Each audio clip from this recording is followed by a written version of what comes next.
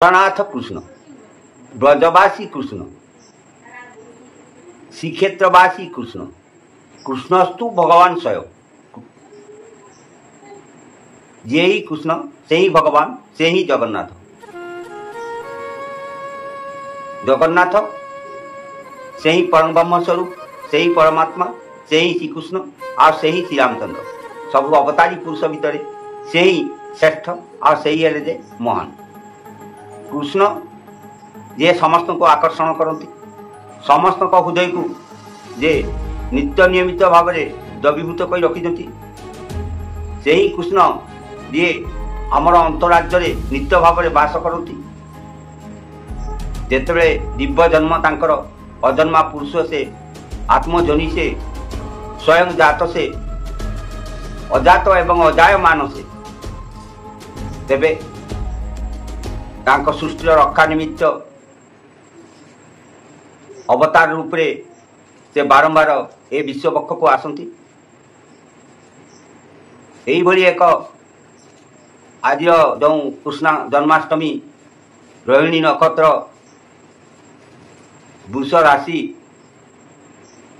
यही भली एक दिव्य मुहूर्त दिव्य जन्म नहीं श्री कृष्णचंद्र मथुरा नगरी। दुष्ट दलन तांकर कार्य थिला एवं शिष्ट पालन तांकर भूमिका थिला।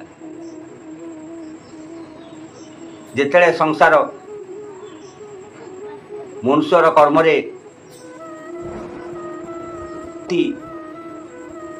खाप अवस्था आसे, धर्मर ग्लानि हुए, सेतेले से तांकर दिव्य जन्म नियंती। तांकर कर्म मध्य दिव्य कर्मा से, दिव्य जन्मा से, दिव्य भाव नित्य से, दिव्य भाव पूर्ण से आमे प्रति वर्ष तांकर जन्माष्टमी केवल उत्कल नुहे, भारत वर्ष एवं विश्वर कणे कणे जेते हिंदू सभ्यता अच्छी समस्त भितर ए कृष्ण जन्म तिथि पालन करा जाए।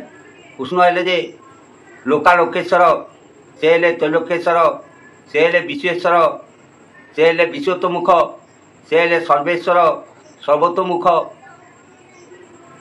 से सच्चिदानंद घन विग्रह, सत्यं शिवं सुंदर स्वरूप कृष्ण, सत्य विज्ञान आनंद स्वरूप से कृष्ण, सत्य ज्ञान अनंत ब्रह्म स्वरूप से कृष्ण, योगेश्वर से सबु जगर ऐश्वर्य से पूर्ण, चतुर्ज तुर्य तुरिया तुरियार नित्य भूमि से विद्यमान करछंती, तेणु तांको योगेश्वर कहा जाए।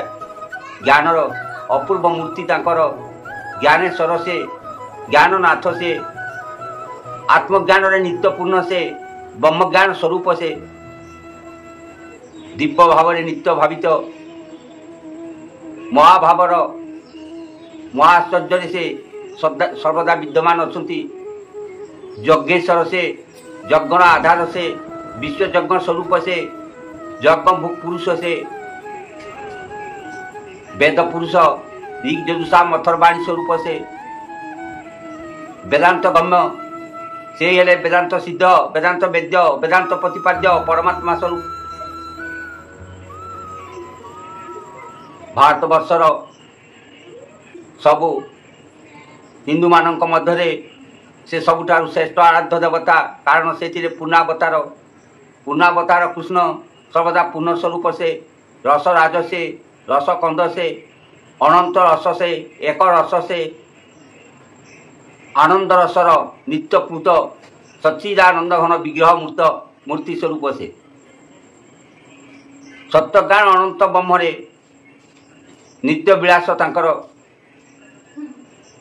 नित्यानंद स्वरूप से, निर्वितर्क से, निर्विकल्प से, निराकार निराधार स्वरूप से, किंतु समस्त का आधारभूत से, सबु आधार मानक मध्य तांकर विद्यमानता सर्वभूतांतर आत्मा से, अमृत स्वरूप से, अमृत स अमृत बपु, अमृत देह, अमृतर महाचर्य से नित्य विद्यमान अच्छी। ज्योति ब्रह्म से सर्वदा ज्योतिपूर्ण, आत्मवास्य ज्योति, आत्मज्योति से नित्य पूर्ण अच्छी। एवं समस्त उद्देश्य नित्य विद्यमान अछंती। तांकर जन्म दिव्य जन्म को समस्ते स्वागत से करती कारण तांकर आविर्भाव आम समस्त को चेतनशील कर रखी। चेतनार्थपूर्ण चित्शक्ति से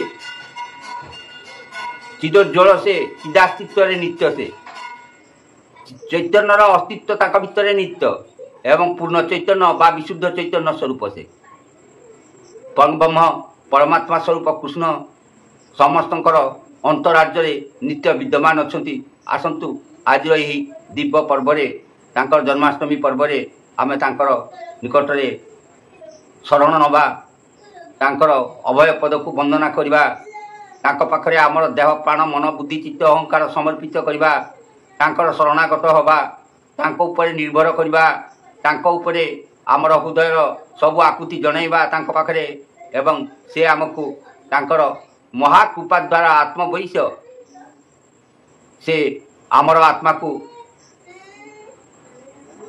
तांकर कृपा बल शुद्ध बुद्ध प्रिय पूर्णतारे परिपूर्ण करदेवे।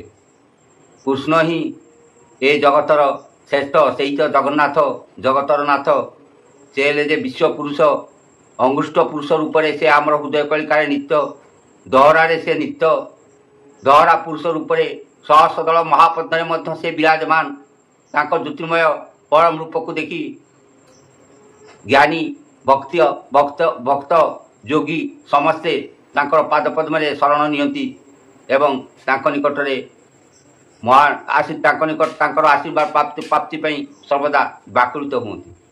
जय तु श्रीकृष्ण जय तु श्रीकृष्ण जय तु श्रीकृष्ण जय जगन्नाथ जय जगन्नाथ जय जगन्नाथ।